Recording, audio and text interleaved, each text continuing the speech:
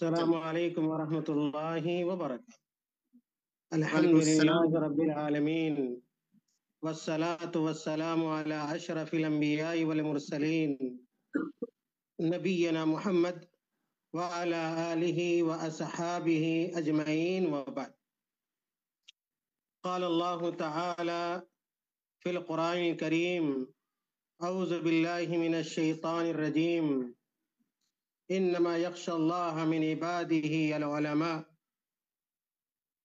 محترم ناظرین کرام، اللہ رب العالمین کے شکریہ کے بعد ہم دل کی اتھاہ گہرائی سے شکر گزار ہیں صدائے سلام یوٹیوب چینل کے تمام ممبران کے، اس کے اراکین کے، خاص طور سے آج کی جو یہ ایک روزہ ورچوئل کانفرنس ہے، اس کے صدر ذی وقار کے، جس سے میری مراد استاد محترم فضیلت الدکتور محمد ارشد فہیم المدنی حفظ اللہ ہیں۔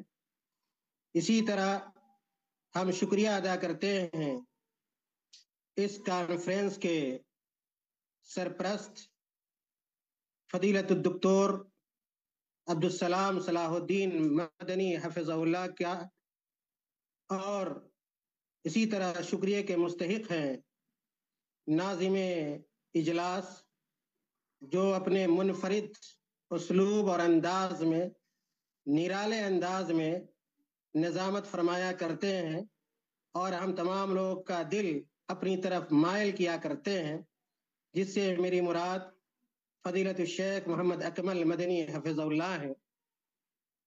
اور شکریہ کے مستحق ہیں فضیلت الشیخ عمر فاروق فیض الدین مدنی حفظ اللہ، جن کی کوششوں سے، کاوشوں سے اور بہتر انتظام اور انصرام سے اس طرح کی کانفرنسیں کبھی کبھار ہوا کرتی ہیں، جن کانفرنسوں سے ہم علماء، طلباء کو اور دیگر لوگوں کو فائدہ پہنچتا رہتا ہے۔ ان کلمات کے بعد میں چاہتا ہوں کہ میں اپنے موضوع پر آؤں، اور میں گزارش کروں گا ناظم اجلاس سے، ناظم کانفرنس سے، کہ جب وقت ہو جائے تو مجھے میری توجہ اس طرف مبذول کرا دے تاکہ میں اپنی بات ختم کر دوں۔ محترم ناظرین کرام، جیسا کہ آپ نے سنا کہ اس کانفرنس میں میرا جو عنوان ہے وہ آپ صلی اللہ علیہ وسلم کی ذات سے متعلق ہے۔ آج کی اس کانفرنس میں آپ یہ انشاءاللہ سنیں گے کہ آپ صلی اللہ علیہ وسلم کا مقام عالم ہونے کے اعتبار سے اور معلم ہونے کے اعتبار سے کیا ہے۔ قرآن اور حدیث کی روشنی میں انشاءاللہ چند باتیں چند منٹوں تک آپ حضرات کے سامنے رکھنے کی کوشش کروں گا انشاءاللہ۔ محترم ناظرین، دین اسلام سراپا علم، ہدایت اور روشنی کا پیغامبر ہے۔ اسی وجہ سے آپ صلی اللہ علیہ وسلم پر جو سب سے پہلی وحی نازل ہوئی، اس کا تعلق تعلیم سے تھا۔ آپ کے ذریعے علم کا سوتا پھوٹا، پڑھنے لکھنے کا چلن عام ہوا، علم و معرفت اور صالح افکار و خیالات کی نیو رکھی گئی۔ قرآن کریم میں تعلیم و تعلم سے متعلق درجنوں آیات موجود ہیں۔ اللہ تعالیٰ نے قرآن کریم کے اندر ارشاد فرمایا، انما یخشی اللہ من عبادہ العلماء، اللہ سے اس کے وہی بندے ڈرتے ہیں جو علم رکھتے ہیں۔ واقعی اللہ تعالیٰ زبردست بخشنے والا ہے۔ دوسرے مقام پر اللہ تعالیٰ نے بیان فرمایا، یا ایہا الذین آمنوا اذا قیل لکم تفسحوا فی المجالس فافسحوا یفسح اللہ لکم واذا قیل انشزوا فانشزوا یرفع اللہ الذین آمنوا منکم والذین اوتوا العلم درجات واللہ بما تعملون خبیر۔ اس آیت کا ترجمہ یہ ہے، اے مسلمانوں، جب تم سے کہا جائے کہ مجلسوں میں ذرا کشادگی پیدا کرو تو تم جگہ کشادہ کر دو، اللہ تمہیں کشادگی دے گا۔ اور جب کہا جائے کہ اٹھ کھڑے ہو تو اٹھ کھڑے ہو جاؤ، اللہ تعالیٰ تم میں سے ان لوگوں کے جو ایمان لائے ہیں اور جو علم دیے گئے ہیں درجے بلند کر دے گا، اور اللہ تعالیٰ ہر اس کام سے جو تم کر رہے ہو خوب خبردار ہے۔ اسی طرح اللہ رب العالمین نے ایک اور جگہ ارشاد فرمایا قرآن کریم میں، قل هل يستوي الذين يعلمون والذين لا يعلمون انما يتذكر اولو الالباب۔ بتاؤ تو علم والے اور بے علم کیا برابر کے ہیں؟ یقیناً نصیحت وہی حاصل کرتے ہیں جو عقل مند ہوں۔ محترم ناظرین، علم کی اہمیت کے پیش نظر اللہ تعالیٰ نے اپنے آخری نبی محمد صلی اللہ علیہ وسلم کو بطور معجزہ قرآن مجید عطا کیا، جو علم و ہدایت کی سب سے اعلیٰ کتاب ہے، جس کی فصاحت سے عقل و دانش کو فرحت و سرور حاصل ہوتا ہے، اس کی بلاغت سے قلوب و اذہان کو تازگی ملتی ہے۔ یہ کتاب لوگوں کو تعلیم و تعلم، فہم و فراست، تدبر و تعمل اور عقل و شعور کو کام میں لانے کی دعوت دیتی ہے۔ آپ صلی اللہ علیہ وسلم جب تک باحیات رہے اپنے صحابہ کے دل میں تعلیم و تعلم کی قندیل روشن کرتے رہے، انہیں پڑھنے لکھنے کی طرف آمادہ و ترغیب دلاتے رہے۔ ابو درداء رضی اللہ تعالیٰ عنہ سے مروی ہے کہ آپ صلی اللہ علیہ وسلم نے فرمایا، من سلک طریقا یطلب فیہ علما سلک اللہ بہ طریقا من طرق الجنہ وان الملائکۃ لتضع اجنحتها رضا لطالب العلم وان العالم لیستغفر يستغفر له من في السماوات ومن في الأرض والحيتان في جوف الماء وإن فضل العالم على العابد كفضل القمر ليلة البدر على سائر الكواكب وإن العلماء ورثة الأنبياء وإن الأنبياء لم يورثوا دينارا ولا درهما ورثوا العلم فمن أخذه أخذ بحظ وافر رواہ ابو داود۔ محترم ناظرین، چونکہ وقت محدود ہوتا ہے اور میری گفتگو اور میری بات قدر طویل ہے، اس لیے میں ترجمہ آپ کے سامنے پیش نہیں کر رہا ہوں، صرف نصوص کے بیان پر اور ذکر پر اکتفا کر رہا ہوں۔ محترم ناظرین، اسی طرح ایک دوسری حدیث جس کے راوی زید بن ثابت رضی اللہ تعالی عنہ کہتے ہیں کہ میں نے رسول اللہ صلی اللہ علیہ وسلم کو کہتے ہوئے سنا، نضر اللہ امرأن سمع منا حدیثا فحفظه حتى يبلغه فرب حامل فقه الى من هو افقه منه ورب حامل فقه ليس بفقيه رواہ ابو داود۔ محترم ناظرین، آپ صلی اللہ علیہ وسلم کی بعثت کے بعد صحابہ کرام کے درمیان پڑھنے لکھنے کا رواج بڑھا۔ صحابہ کرام میں کچھ ایسے تھے جو وحی مبارک آپ صلی اللہ علیہ وسلم کے خطوط و دیگر پیغامات اور معاہدات کو لکھا کرتے تھے۔ برا ابن عازب رضی اللہ تعالیٰ عنہ سے مروی ہے کہ جب یہ آیت نازل ہوئی، لا یستوی القاعدون من المؤمنین، جب یہ آیت نازل ہوئی تو آپ صلی اللہ علیہ وسلم نے زید رضی اللہ تعالیٰ عنہ کو بلایا اور اس آیت کو کندھے کی چوڑی والی ہڈی پر لکھنے کے لیے کہا۔ اسی آیت کے نزول کے بعد صحابی رسول عبداللہ ابن ام مکتوم نے اپنی بصارت کی شکایت کی تو پھر اللہ تعالیٰ نے یہ فرمایا، لا یستوی القاعدون من المؤمنین غیر اولی الضرر۔ صحیح بخاری میں یہ حدیث موجود ہے۔ آپ صلی اللہ علیہ وسلم نے بعض صحابہ کرام کو عربی کے علاوہ دیگر زبانوں کے سیکھنے کا حکم دیا، جیسا کہ زید بن ثابت رضی اللہ تعالیٰ عنہ کو یہودیوں کی عبرانی زبان سیکھنے کا حکم دیا۔ اس تعلق سے زید بن ثابت رضی اللہ تعالیٰ عنہ کہتے ہیں کہ میں نے محض 15 دنوں میں اس زبان میں مہارت حاصل کر لی، لکھنے کا اور پڑھنے دونوں کا بھرپور ملکہ میرے اندر پیدا ہو گیا۔ یہ جامع ترمذی کے اندر حدیث موجود ہے۔ کچھ ایسے بھی صحابہ تھے جو آپ صلی اللہ علیہ وسلم کے اقوال کے لکھنے کے شوقین تھے۔ اس حوالے سے ابو ہریرہ رضی اللہ تعالیٰ عنہ کا یہ قول بڑا مشہور ہے، وہ کہتے ہیں کہ ما من اصحاب النبی صلی اللہ علیہ وسلم احد اکثر حدیثا عنہ منی إلا ما كان من عبد الله بن عمرو فإنه كان يكتب ولا أكتب رواه البخاری۔ عبداللہ ابن عمرو ابن عاص رضی اللہ تعالیٰ عنہ کہتے ہیں کہ رسول اللہ صلی اللہ علیہ وسلم سے میں جو کچھ سنتا تھا حفظ کرنے کے مقصد سے سب کچھ کو سب لکھ لیا کرتا تھا۔ قریش نے مجھے ٹوکا، کہا تم جو کچھ سنتے ہو سب کو لکھ لیتے ہو، حالانکہ رسول اللہ صلی اللہ علیہ وسلم انسان ہے، ہاں غصے اور خوشی میں بھی بولتے ہیں، یعنی ان کی باتوں میں غصہ اور خوشی کی وجہ سے فرق پڑتا ہے۔ پھر میں آپ کی ساری باتوں کو لکھنے سے رک گیا۔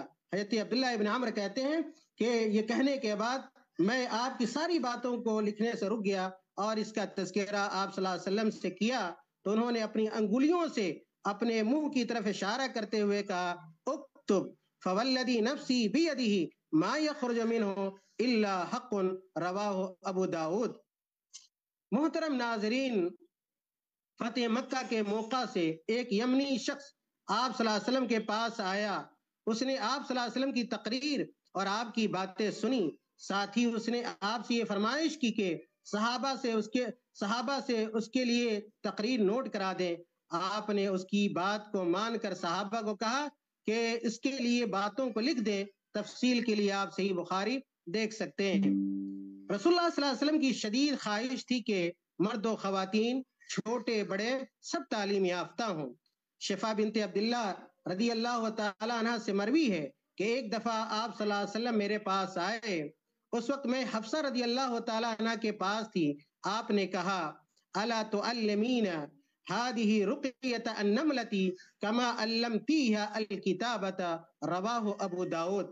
اس حدیث کا ترجمہ یہ ہے کہ تم اس نملہ یعنی بچوں کی پسلیوں پر نکلنے والی فنسیوں کا دم کیوں نہیں سکھا دیتی ہو جیسے کہ اسے لکھنا سکھایا ہے۔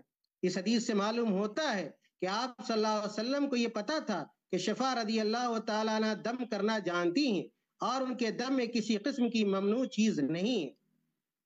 ابو سعید خدری رضی اللہ تعالیٰ عنہ سے مروی ہے کہ عورتوں نے نبی صلی اللہ علیہ وسلم سے کہا مرد حضرات ہمارے اوپر بازی لے گئے ہیں، آپ خود سے ہمارے لیے ایک دن مقرر فرما دیں۔ آپ نے ان کے لیے ایک دن خاص کر دیا۔ اس دن آپ انہیں واضح نصیحت کیا کرتے تھے۔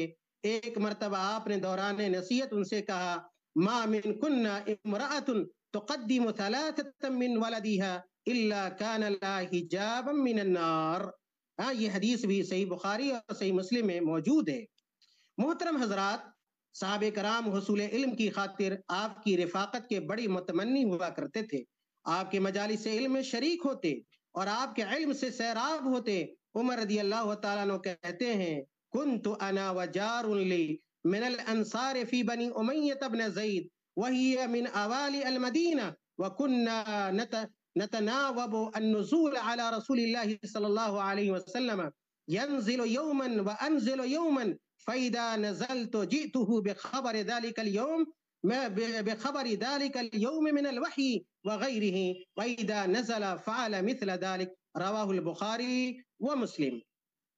محترم حضرات، آپ صلی اللہ علیہ وسلم کی وسعت علمی کا کیا کہنا ہے؟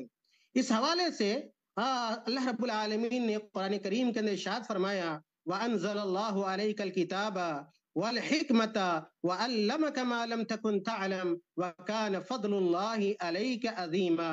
یہ سورۃ النساء کی آیت نمبر 113 ہے۔ اللہ عز و جل نے اپنے نبی محمد صلی اللہ علیہ وسلم کو علم کا بہتا ہوا سوتا عطا کیا تھا۔ فصاحت و بلاغت کے آپ امام تھے۔ گزشتہ، آئندہ اور بہت ساری پیش آمدہ باتوں کی اطلاع اللہ رب العالمین نے آپ کو دے رکھی تھی۔ آپ کی رسالت ان سب چیزوں کو شامل تھی جن کی انسان کو دنیا و آخرت میں ضرورت پڑتی ہے۔ آپ کی وسعت علمی کے بارے میں ابو ذر رضی اللہ تعالیٰ عنہ کی بیان کردہ حدیث قابل توجہ ہے۔ وہ کہتے ہیں لقد ترکنا محمد صلی اللہ علیہ وسلم وما يحرك طائر جناحيه من السماء الا اذكرنا منه علما۔ اور یہ مسند احمد کی روایت ہے۔ اسی طرح آپ صلی اللہ علیہ وسلم نے فرمایا اوتیت مفاتیح الکلم کہ مجھے مفاتیح الکلم دیے گئے ہیں۔ یہ صحیح بخاری کی روایت ہے۔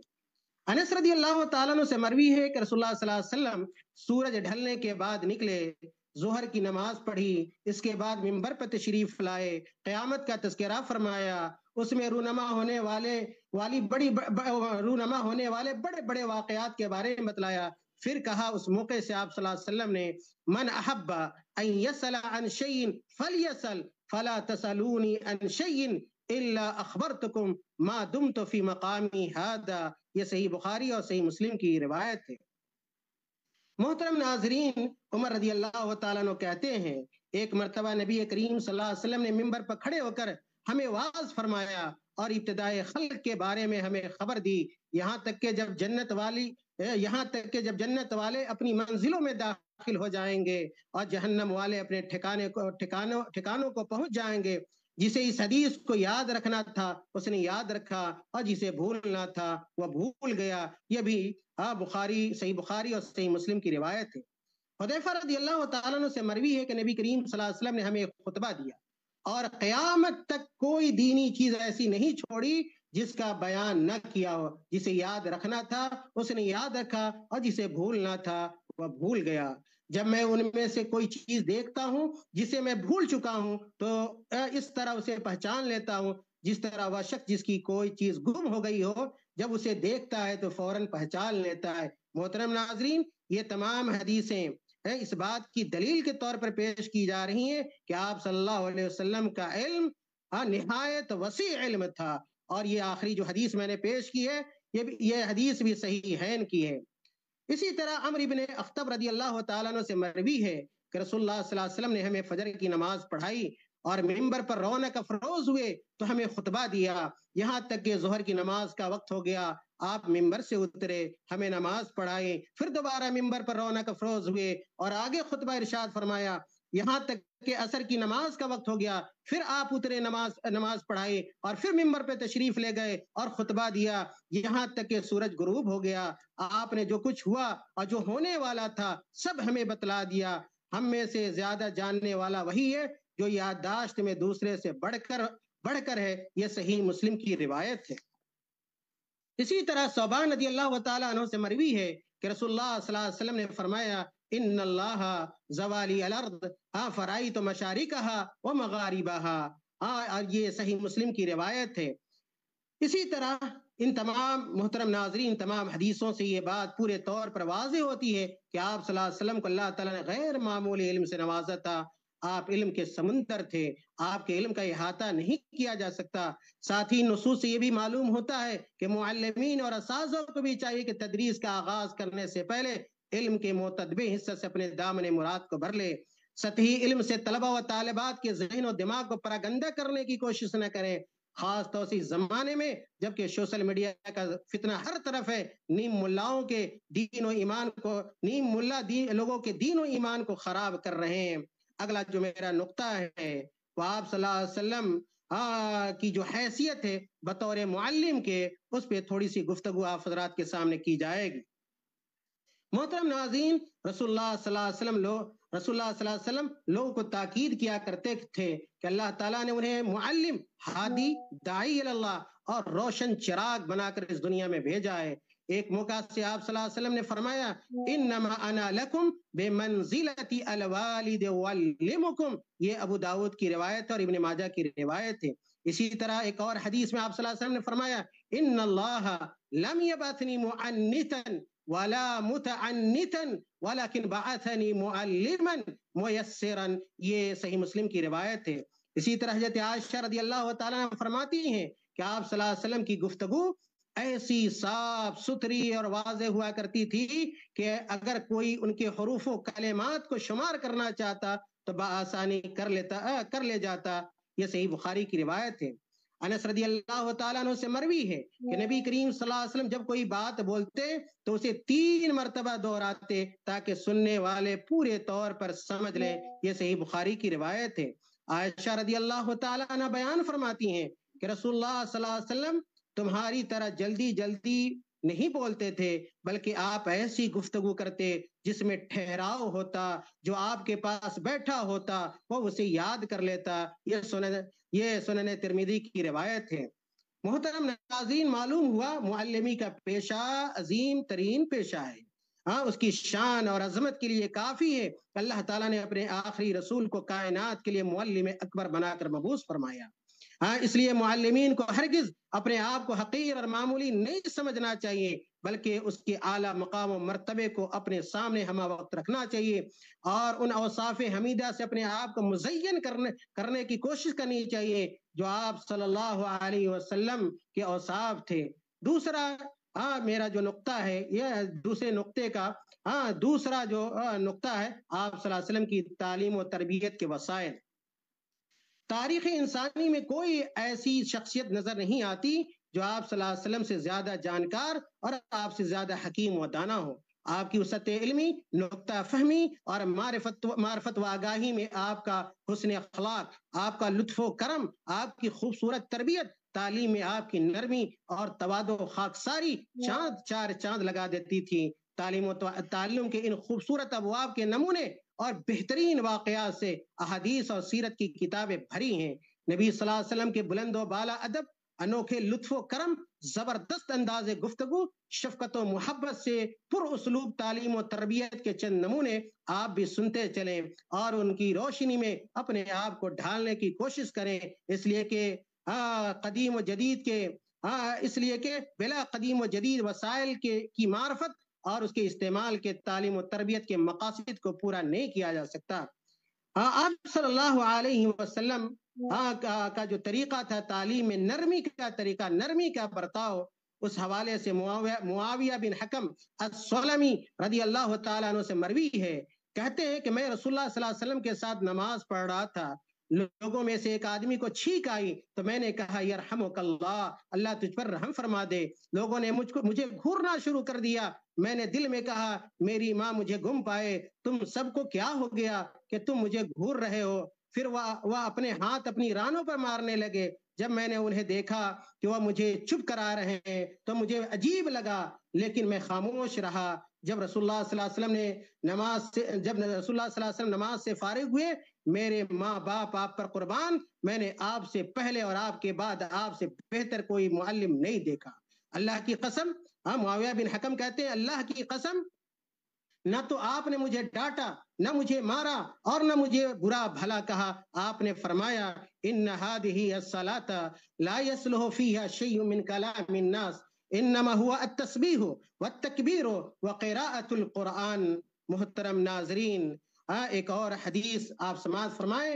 ابو ہریرہ رضی اللہ تعالیٰ عنہ سے مروی ہے کہ ایک شخص مسجد میں داخل ہوا، رسول اللہ صلی اللہ علیہ وسلم مسجد کے کنارے بیٹھے ہوئے تھے، اس نے نماز پڑھی اور پھر حاضر ہو کر آپ صلی اللہ علیہ وسلم کو سلام کیا۔ آپ صلی اللہ علیہ وسلم نے فرمایا علیک السلام، واپس جا اور دوبارہ نماز پڑھ، کیونکہ تم نے نماز نہیں پڑھی۔ وہ واپس گئے اور نماز پڑھی، پھر نبی کریم صلی اللہ علیہ وسلم کے پاس آئے اور سلام کیا۔ آپ نے علیک السلام کہا اور پھر کہا کہ واپس جاؤ، پھر نماز پڑھو، کیونکہ تم نے نماز نہیں پڑھی۔ وہ واپس گیا اور اس نے پھر نماز پڑھی، پھر واپس آیا اور نبی کریم صلی اللہ علیہ وسلم کی خدمت میں سلام عرض کیا۔ آپ نے جواب میں وعلیکم السلام کہا، واپس جاؤ اور دوبارہ نماز پڑھو، کیونکہ تم نے نماز نہیں پڑھی۔ ان صاحب نے دوسری مرتبہ اور اس کے بعد عرض کیا یا رسول اللہ مجھے نماز پڑھنی سکھلا دیجئے۔ آپ نے فرمایا جب نماز کے لیے کھڑے ہوا کرو تو پہلے پوری طرح وضو کیا کرو، پھر قبلہ رو ہو کر تکبیر یعنی تکبیر تحریمہ کہو، اس کے بعد قرآن مجید سے جو تمہارے لیے آسان ہوا پڑھو، پھر رکوع کرو اور پھر رکوع کی حالت میں برابر ہو جاؤ تو سر اٹھاؤ، جب سیدھے کھڑے ہو جاؤ تو پھر سجدہ میں جاؤ، جب سجدہ پوری طرح کر لو تو سر اٹھاؤ اور اچھی طرح سے بیٹھ جاؤ۔ یہی عمل اپنی رکعت میں کرو۔ قابل غور بات ہے کہ آپ صلی اللہ علیہ وسلم نے اپنے اس صحابی کو بڑے پیار اور محبت سے نماز کا طریقہ سکھلایا۔ اس صحابی کا نام خلاد بن رافع تھا، یہ صحیح بخاری کی روایت ہے۔ صحیح بخاری میں وارد وہ واقعہ بھی قابل عبرت و موعظت اور تعلیم و تعلم سے جڑے افراد کے لیے اہم ہے، جس میں آپ صلی اللہ علیہ وسلم نے مسجد میں پیشاب کر رہے ایک دیہاتی شخص کو پیار و محبت سے منع کیا اور اسے دین سکھایا۔ محترم ناظرین، انس رضی اللہ تعالیٰ عنہ سے مروی ہے، ہم فرماتے ہیں کہ بینما نحن فی المسجد مع رسول اللہ صلی اللہ علیہ وسلم اذ جاء اعرابی فقام يبول في المسجد فقال اصحاب رسول الله صلى الله عليه وسلم مه قال رسول الله صلى الله عليه وسلم لا تزرموه دعوه فتركوه حتى بال ثم إن رسول الله صلى الله عليه وسلم دعاه فقال له إن هذه المساجد لا تصلح للشيء من هذا البول ولا القدر إنما هي لذكر الله عز وجل والصلاة وقراءة القرآن فأمر رجلا من القوم فجاء بدلو من ماء فشنه علیہ رواہ البخاری و مسلم۔ محترم ناظرین، ان نصوص کریمہ سے معلوم ہوتا ہے کہ تعلیم و تربیت کے عمل کو نرمی اور محبت سے انجام دیا جا سکتا ہے، بیجا اور ہمیشہ سختی اور ترشی سے تعلیم و تربیت جیسے اہم کام کو قطعی طور پر انجام نہیں دیا جا سکتا۔ آج بھی جن مدارس و جامعات میں نرمی کو سختی کے اوپر ترجیح دی جاتی ہے اور محبت و شفقت کا سایہ تنا ہوتا ہے، وہاں کے طلبہ تعلیم و تربیت سے زیادہ آراستہ و پیراستہ ہوتے ہیں، برعکس ان مدارس و جامعات کے جہاں سختی ہی کو ہر معاملے کا حل سمجھا جاتا ہے۔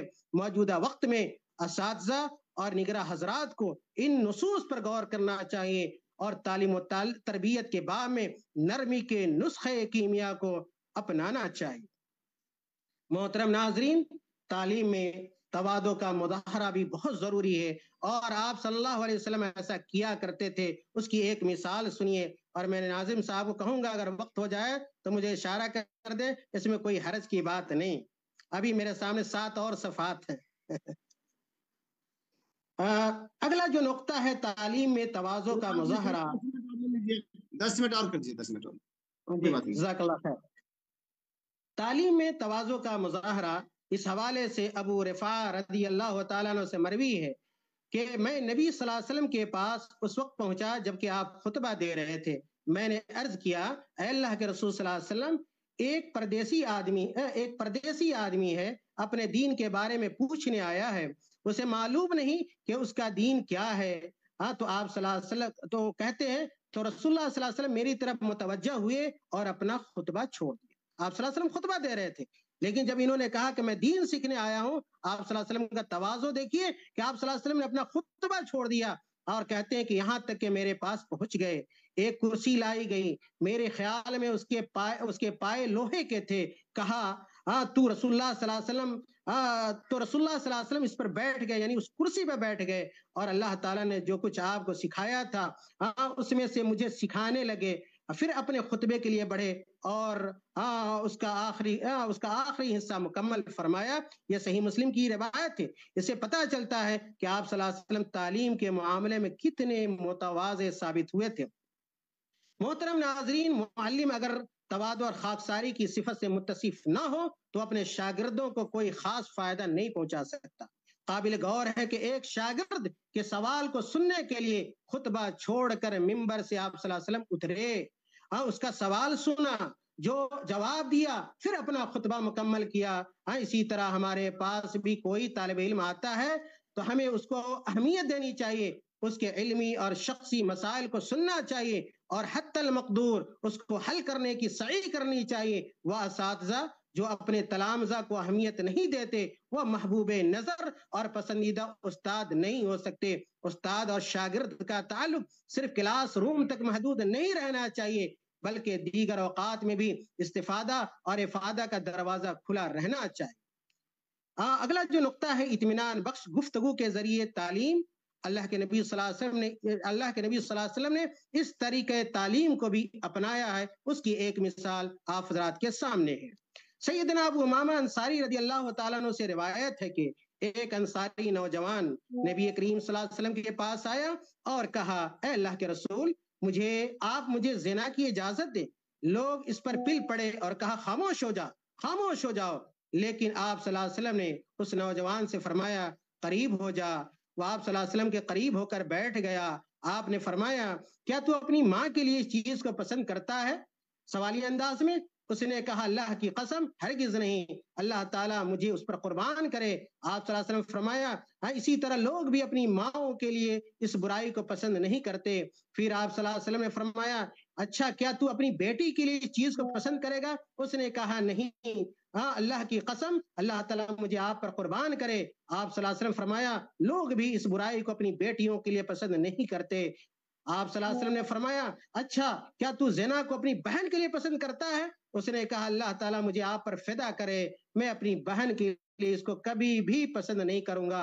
آپ صلی اللہ علیہ وسلم نے فرمایا لوگ بھی اپنی بہنوں کے لیے اس برائی کو پسند نہیں کرتے۔ آپ صلی اللہ علیہ وسلم نے فرمایا کیا تو اس کو اپنی پھوپھی کے لیے پسند کرے گا؟ اس نے کہا نہیں، اللہ کی قسم میں اس کو پسند نہیں کروں گا، اللہ تعالیٰ مجھے آپ پر قربان کرے۔ آپ صلی اللہ علیہ وسلم فرمایا تو پھر لوگ بھی اپنی پھوپھیوں کے لیے پسند نہیں کرتے۔ آپ صلی اللہ علیہ وسلم نے فرمایا اچھا یہ بتاؤ کیا تم اس برائی کو اپنی خالہ کے لیے پسند کرتے ہو یا کرو گے؟ اس نے کہا نہیں، اللہ کی قسم میں اس کو پسند نہیں کروں گا، اللہ تعالیٰ مجھے آپ پر قربان کرے۔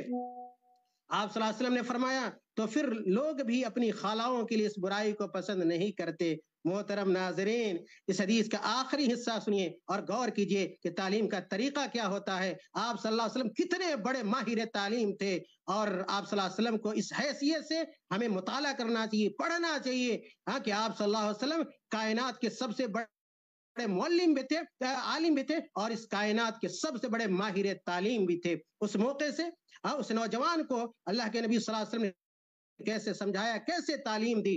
آپ صلی اللہ علیہ وسلم نے اپنا دست مبارک اس پر رکھا اور پھر اس کی حق میں یہ دعا فرمائی، ڈانٹ ڈپٹ کر نہیں بھگایا۔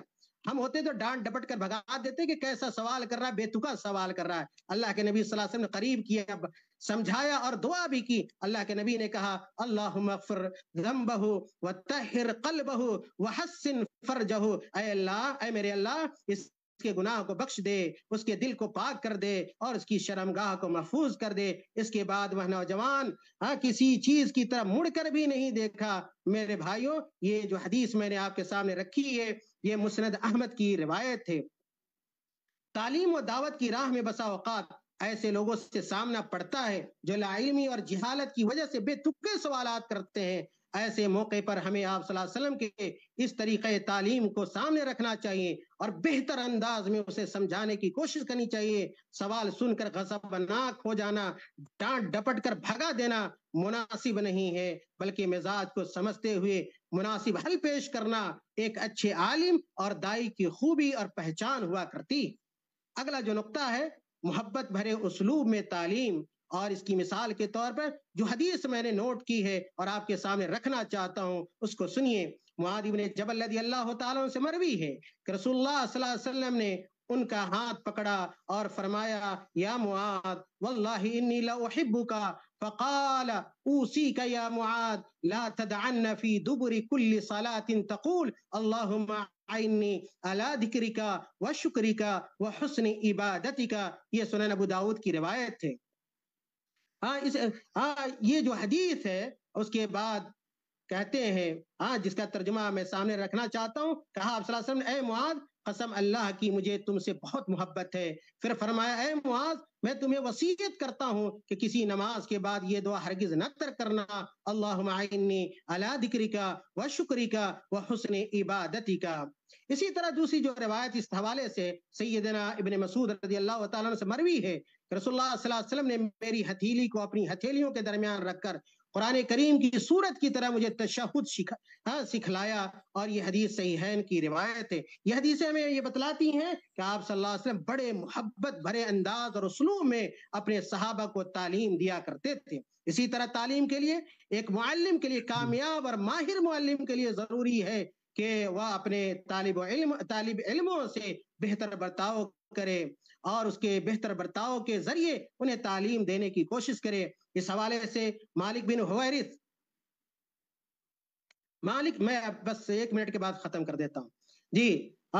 مالک بن حویرث رضی اللہ تعالیٰ عنہ کہتے ہیں کہ ہم نبی کریم صلی اللہ علیہ وسلم کی خدمت میں حاضر ہوئے، ہم عمر اور نوجوان ہی تھے۔ آپ کی خدمت مبارک میں ہمارا 20 دن و رات قیام رہا۔ آپ بڑے رحم دل اور ملنسار انسان تھے۔ جب آپ نے دیکھا کہ ہمیں اپنے وطن واپس جانے کا شوق ہے تو آپ صلی اللہ علیہ وسلم نے پوچھا کہ تم لوگ اپنے گھر کسے چھوڑ کر آئے ہو؟ ہم نے بتایا۔ پھر آپ نے فرمایا کہ اچھا اب تم اپنے گھر جاؤ اور ان گھر والوں کے ساتھ رہو اور انہیں بھی دین سکھاؤ اور دین کی باتوں پر عمل کرنے کا حکم دیا۔ محترم ناظرین، یہ صحیح بخاری کی روایت ہے۔ اسی طرح صرف میں جو نقاط میں نے نوٹ کیے ہیں ایک کامیاب معلم کے لیے اور آپ صلی اللہ علیہ وسلم کی بہتر معلمی کا عکس اور نقش آپ کو نقش نظر آئے گا. آپ صرف حدیثیں اور جو مواد ہے میں انہیں ترک کرتا ہوں, صرف عنوان پڑھ دیتا ہوں, پھر انشاءاللہ کبھی موقع ملے گا تو بات پوری کی جائے گی. میں نے اگلا جو نقطہ لکھا ہے آپ صلی اللہ علیہ وسلم کی معلمی کے حوالے سے کہ آپ صلی اللہ علیہ وسلم مثالوں کے ذریعے تعلیم دیا کرتے تھے, خوبصورت سے خوبصورت مثال لاتے تاکہ طلبہ اور صحابہ باتوں کو سمجھ سکے. اسی طرح آپ صلی اللہ علیہ وسلم کا انداز اور اسلوب تعلیم جو تھا اس میں لاڈو پیار بھی ہوا کرتا تھا, محبت بھی ہوا کرتی تھی. اسی طرح خوبصورت جملوں اور عبارتوں کے ذریعے بھی آپ صلی اللہ علیہ وسلم تعلیم دیا کرتے تھے. سب کی مثالیں حدیث کی روشنی میں ہمارے سامنے ہیں, لیکن چونکہ ناظم صاحب کا حکم ہے اس لیے کیا ہے حکم کی تعمیل بہت ضروری ہے. اسی طرح آپ صلی اللہ علیہ وسلم سوال و جواب کے انداز میں بھی تعلیم دیا کرتے تھے. اسی طرح جو وسائل اور ذرائع ہو سکتے تھے اس زمانے میں, آج بھی جو وسائل اور ذرائع ہیں تعلیم کے انہیں اختیار کرنا چاہیے. یہ وائٹ بورڈ ہے, یہ بلیک بورڈ ہے, اور بہت ساری چیزیں آ گئی ہیں تعلیم دینے کی. ان وسائل و ذرائع کو ضرور اختیار کرنا چاہیے تاکہ جو متعلم ہے اس کو بہتر انداز میں بات سمجھ میں آ جائے. تو آپ صلی اللہ علیہ وسلم نے تعلیم کے وسائل کو بھی اختیار کیا ہے. اسی طرح مناسب اوقات میں آپ صلی اللہ علیہ وسلم تعلیم دیا کرتے تھے. قصہ اور کہانی کی زبان بھی آپ صلی اللہ علیہ وسلم نے استعمال کیے تعلیم کے لیے. اسی طرح کبھی کبھار آپ صلی اللہ علیہ وسلم اپنی حیات کو کیفیت کو بدل لیا کرتے تھے. اگر کوئی اہم چیز ہوتی, اللہ کے نبی صلی اللہ علیہ وسلم اگر کچھ ٹیک ہو کر لگائے ہوتے تو سیدھے بیٹھ جاتے تاکہ اس چیز کی اہمیت سامعین کے سامنے واضح ہو جائے. اسی طرح اللہ کے نبی صلی اللہ علیہ وسلم اگر کوئی اہم معاملہ ہوتا, اہم بات ہوتی, کوئی اہم لفظ ہوتا, اللہ کے نبی صلی اللہ علیہ وسلم اس کو بار بار دہراتے تھے. ایک مرتبہ, دو مرتبہ, تین مرتبہ, کئی مرتبہ دہرانا اللہ کے نبی صلی اللہ علیہ وسلم سے ثابت ہے. اللہ کے نبی صلی اللہ علیہ وسلم کبھی تعلیم کے معاملے میں ناراضگی کا بھی اظہار کرتے تھے, غصہ بھی ہوتے تھے آپ صلی اللہ علیہ وسلم. تو استاد کبھی غصہ بھی ہو سکتا ہے, ناراض بھی ہو سکتا ہے, ہمیشہ اب آدمی کو متساہل نہیں رہنا چاہیے. اسی طرح آپ صلی اللہ علیہ وسلم سائل کی حالات اور اس کی کیفیات کو, اس کے قوائف کو سامنے رکھ کر اس کے سوال کا جواب دیا کرتے تھے. اس کی بہت ساری مثالیں حدیث کے اندر آپ کو مل جائیں گی.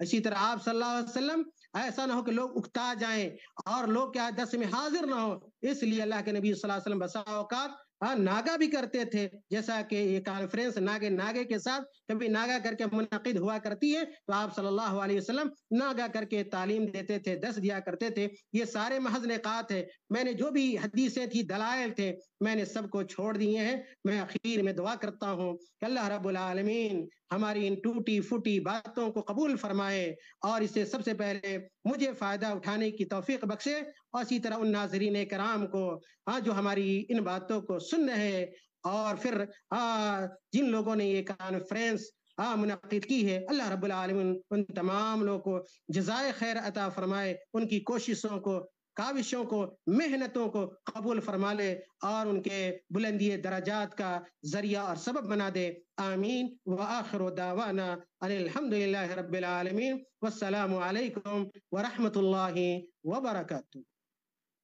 وعلیکم السلام ورحمۃ اللہ وبرکاتہ. جزاکم اللہ خیرا واحسن جزا. یہ تھے فضل الشیخ آصف تیمی حفظہ اللہ. موضوع تھا ان کا نبی صلی اللہ علیہ وسلم بحیثیت عالم و معلم. شیخ نے بڑے تفصیل سے اور نقطہ آپ کے سامنے باتیں رکھی ہے, اور ہمیں چاہیے جو ہمارا اساتذہ ہیں ان کو سن کر کے اسی لہجے کو اختیار کریں. ساری چیزیں نبی صلی اللہ علیہ وسلم جس طرح سے تعلیم دی تھی وہ ساری چیزیں انہوں نے بتا دی. اللہ تعالیٰ انہیں جزائے خیر دے.